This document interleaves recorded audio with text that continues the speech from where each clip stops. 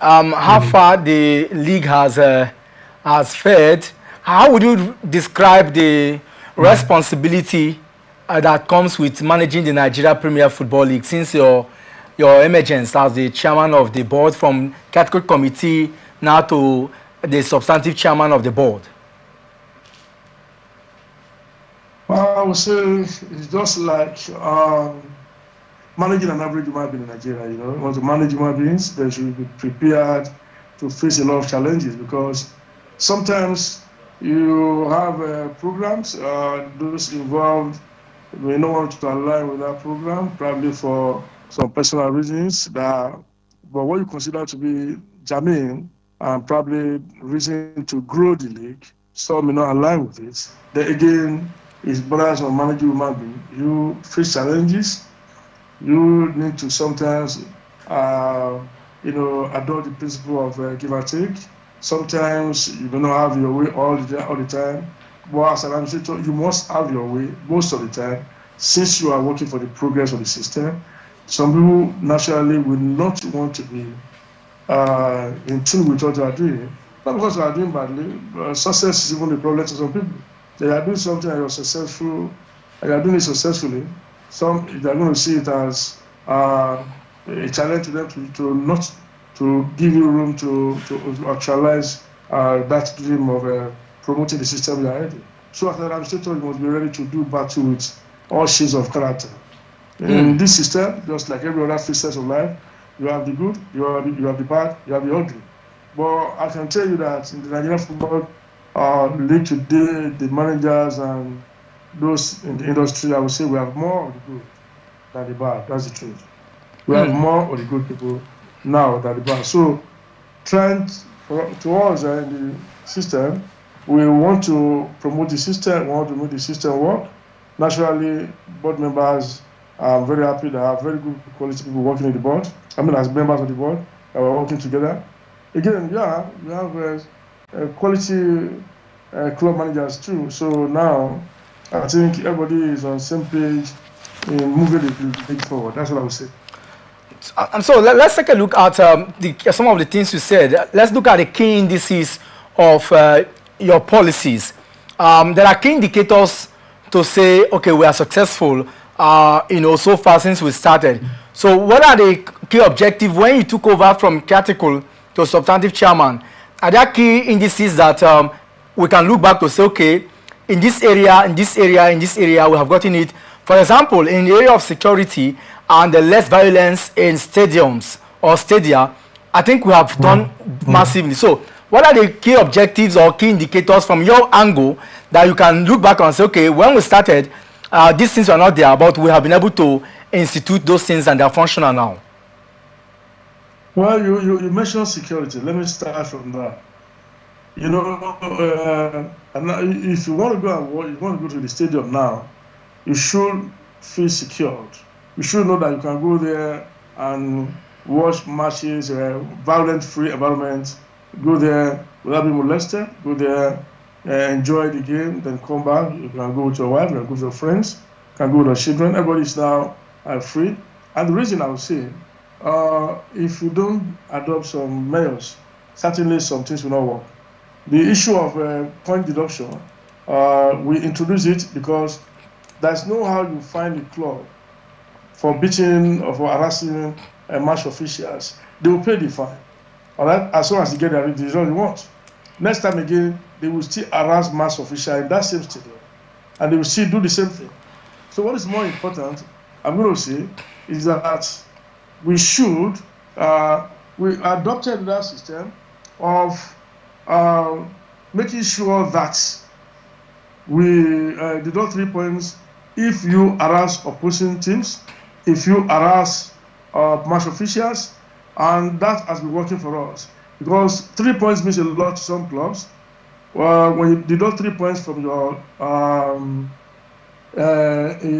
team, your points you have garnered so far, that 3 points can make you go on relegation. Same 3 points can make you win the league.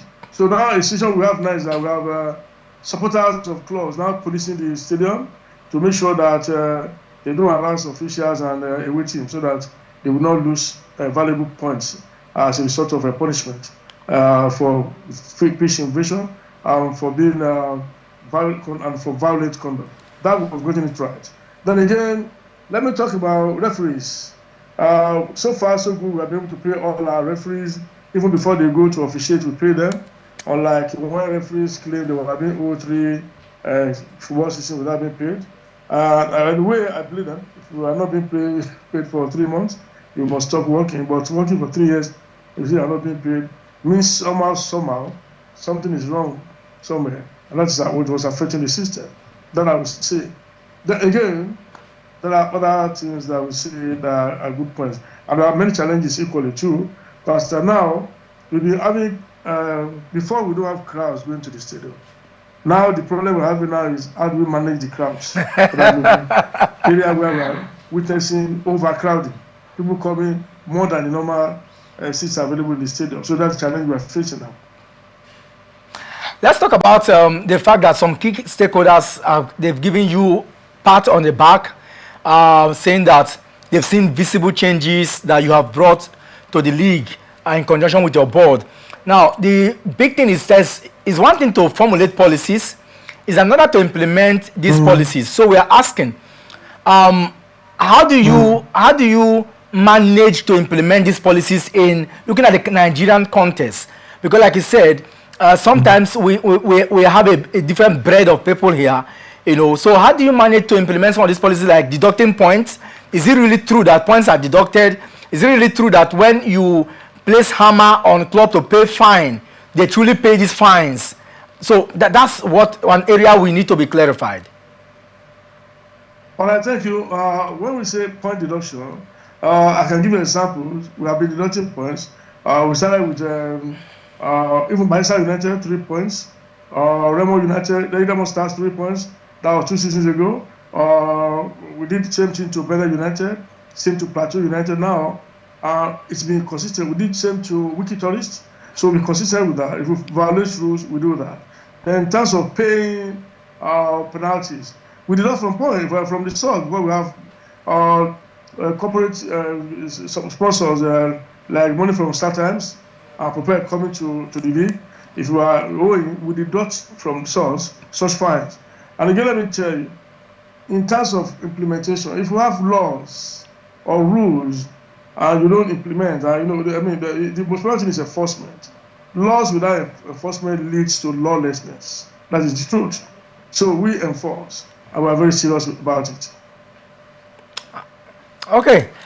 Another area we need to look at now is you talked about sponsorship, and persons are really interested in the area of sponsorship. How far we have fared, how far the clubs are also partnering with you, because sponsorship sometimes can be a very good source of motivation for clubs. So can you take us through how many sponsors do we have now in the league? Do we have a title sponsor? All those areas also will need to be clarified. Yet, we don't have a title sponsor yet. We don't have a title sponsor. But what we have now, we have a broadcast partner, which is StarTimes. Then we have Propel, which is more again of a broadcast partner. Because Propel, they show what we call OTT. You can watch our Premier League on your smartphone anywhere in the world now. Maybe like 1 or 2 countries, you can watch matches, like 6 matches live, and in an average match day. Just download the Npfl live. You can watch it from your smartphone. Then we have the StarTimes that they are showing us the direct to room. We call it DTH, direct to room. You can stay in your house and watch it live on television. They are showing 4 matches live, StarTimes.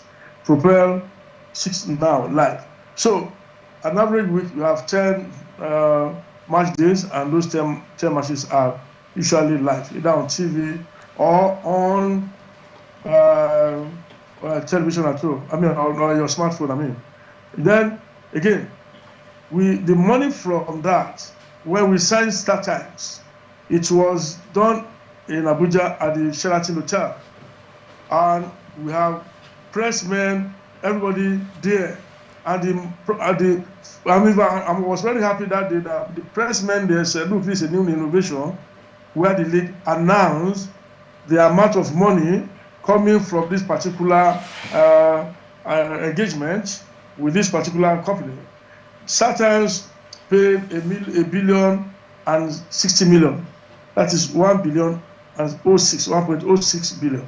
All right, per season through the system. And this, the clubs takes about 60% of it. That is it. Then the league 10%. I repeat, club 60%, league 10%, then NFF 5%, then the rest for corporate partners. For instance, let me give you the job of GTI with us. GTI, they are the one paying all the money. GTI is not the financial, they are not like sponsors. They are partners. That's the GTI role. GTI pay for the referees. They pay for all the staff salaries they pay.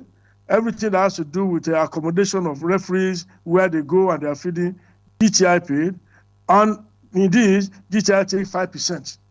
If you get sponsored, they remove 5%. So that is the agreement. So that we will not say we don't pay referees because we don't have money to pay referees. When GTI came to join us, we insist that, look, we want you with us, but you must be able to pay our referees. In a season, for instance, referee money alone can be more than 500 million naira.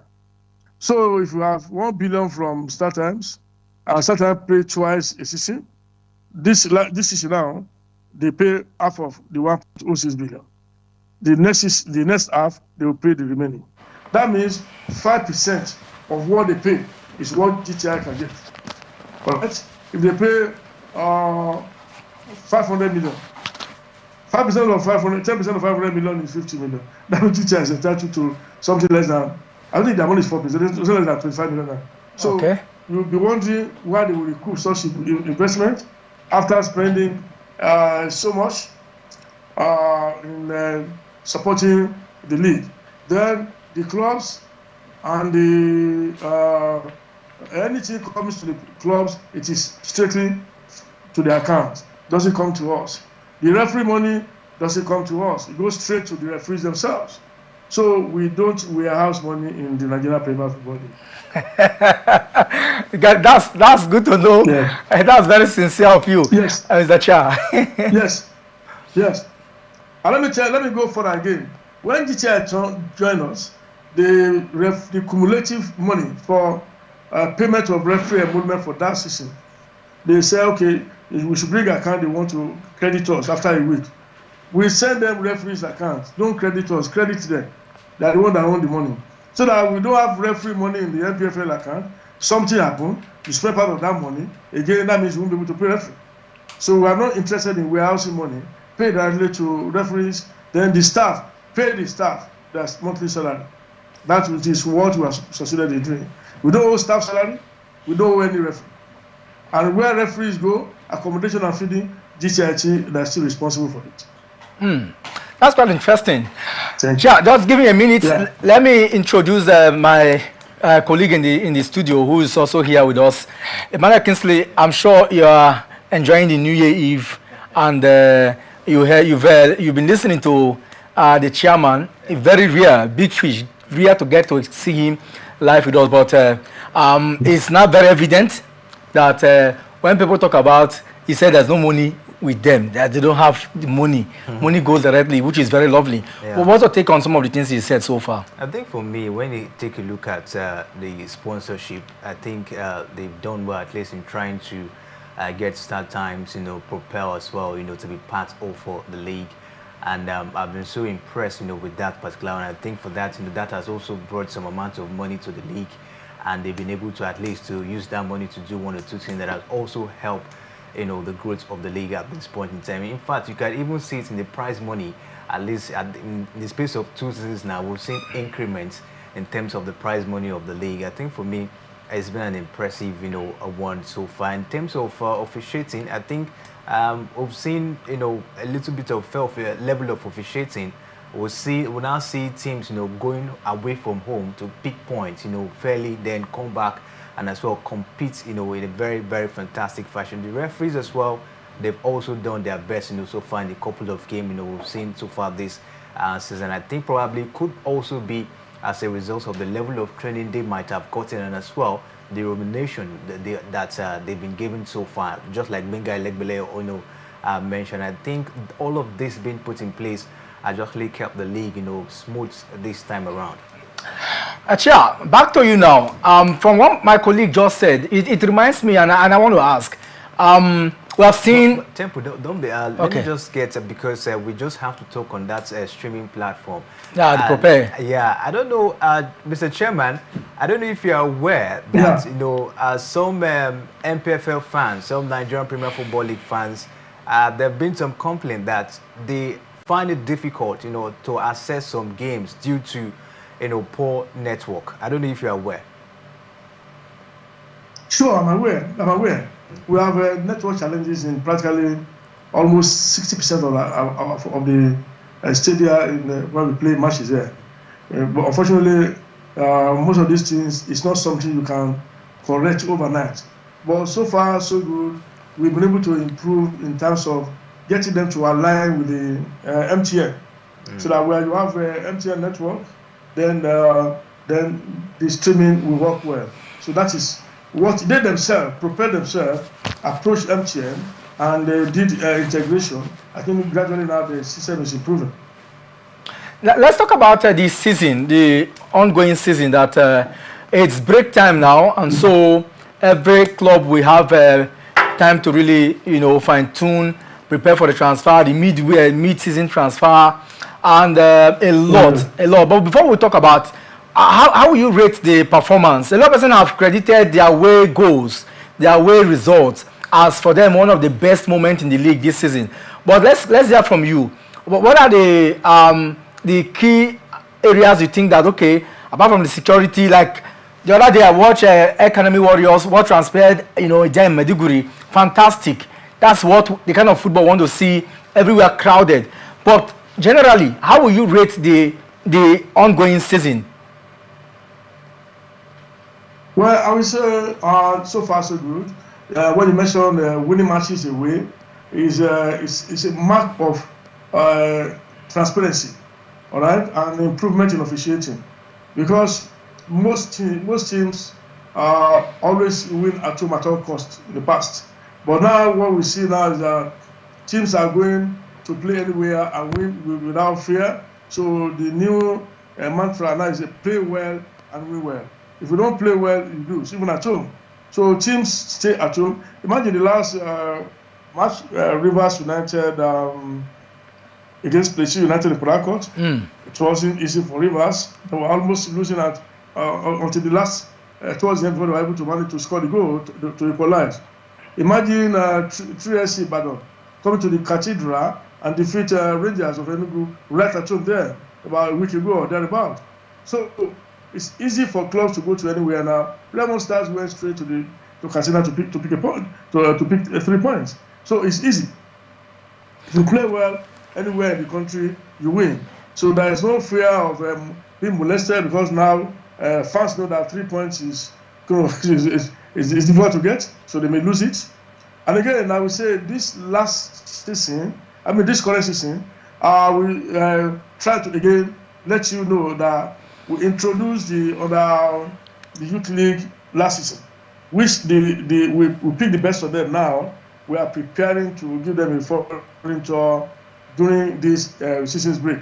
And the reason why we are doing this, first, we discovered that most of the teams, with the exception of Raymond Stars and perhaps 1 or 2 other teams that have youth teams, the rest don't take it serious. So we now insisted that before you can be registered for the season, you must submit the list of your own feeder teams. We did this last season and it worked. Practically all the teams submitted names. Now, we now arrange what we call a youth league that each team must have to pay. We now put them in 5 different zones. And in those zones, the champion of each zone, we are making 5 teams, came to Benin to play what we call the Super 5. So Rivers feeder team won that tournament, and we picked the best of the players from different clubs.